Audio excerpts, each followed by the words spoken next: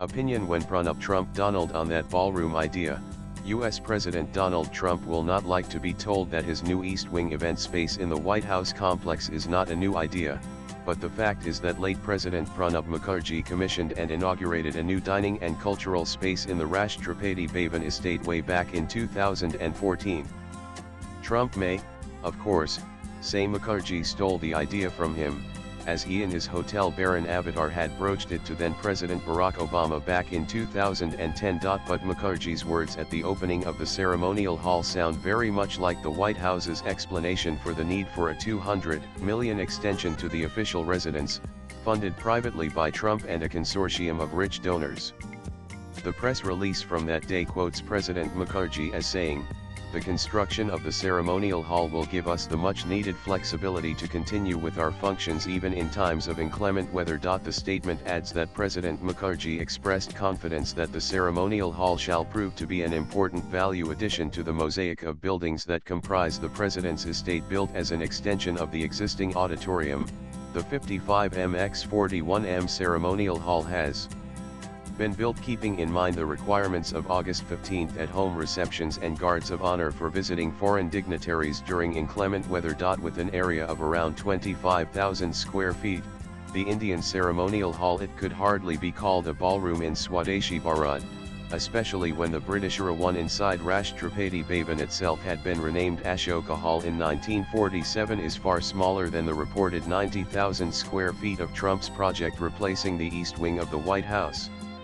But as all such buildings have anterooms and other spaces, maybe the entire 90,000 square feet may not be just one huge room. President Mukherjee's architectural addition to the grand presidential estate was not appreciated by all, it must be said.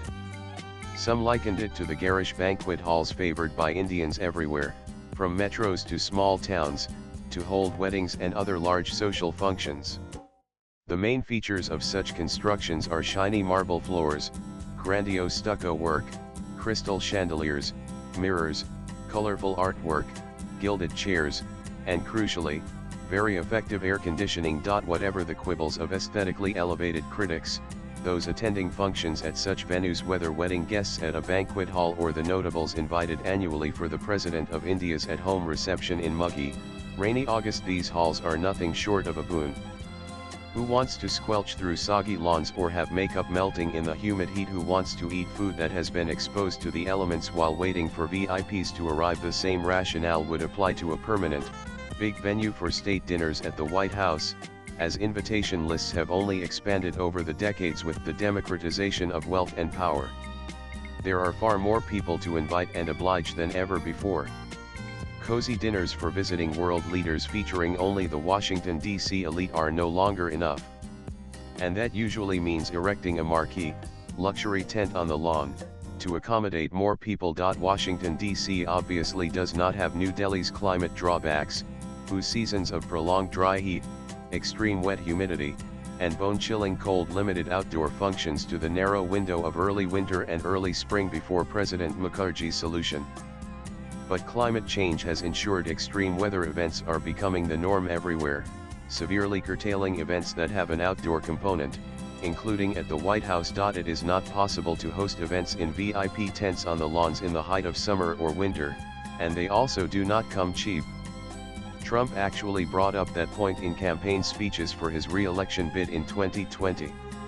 He joked that whoever supplies the tents to the White House could probably retire after being paid for just one of them. And he certainly has a point about the recurring expenses of such impermanent structures, that too paid from the public exchequer. Trump is probably not the first US president to wish for an all-weather space for grand functions that people expect from world leaders these days. But his predecessors would rightly have balked at doing something about it, as spending public money on such a facility would smack very much of a Marie Antoinette sort of let-them-eat-cake attitude when there are always great demands for more federal spending on welfare, healthcare, etc. Trump, however, as usual, has circumvented that by saying that the project will be privately funded by him and some of his billionaire pals, just like he accepted a plane as a gift from the Qatari royal family. To tide over Boeing's inability to deliver the new 747s for Air Force One. as additions and renovations to the White House are exempted from both heritage building conservation conditions and oversight by Congress, he is well within his rights to do so too. In fact, during Harry Truman's time, the White House was totally gutted and refurbished from the inside between 1949 and 1952. Only the exterior dates back to 1817, when it had to be rebuilt after the British had burned it down in 1814. But that wartime reconstruction had not been very high quality and hence was rotting inside 150 years later. The East Wing, which is to make way for Trump's project, houses the offices of the First Lady, and was also built only in 1902. Interestingly, among the reasons cited for the need for such drastic repairs and reconstruction during Truman's time were the additions made by his predecessors, including the addition of a third floor by Calvin Coolidge in 1927. The now famous balcony overlooking the Washington Monument was added by Truman as part of the reconstruction. In all, the project cost about $5.5 million, which would be equivalent to around $60 million total y'all public money. Swipe left for next video. While critics have been pointing out the sweeping welfare cuts his administration is implementing even as he builds a Trumpian palace, the fact is that public money is not being sunk into it, which may have been the case if his predecessors or whoever succeeds him had to execute such a project.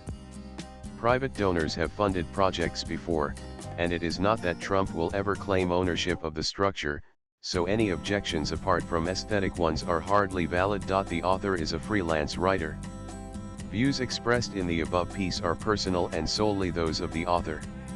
They do not necessarily reflect News 18's views. Latest blogs.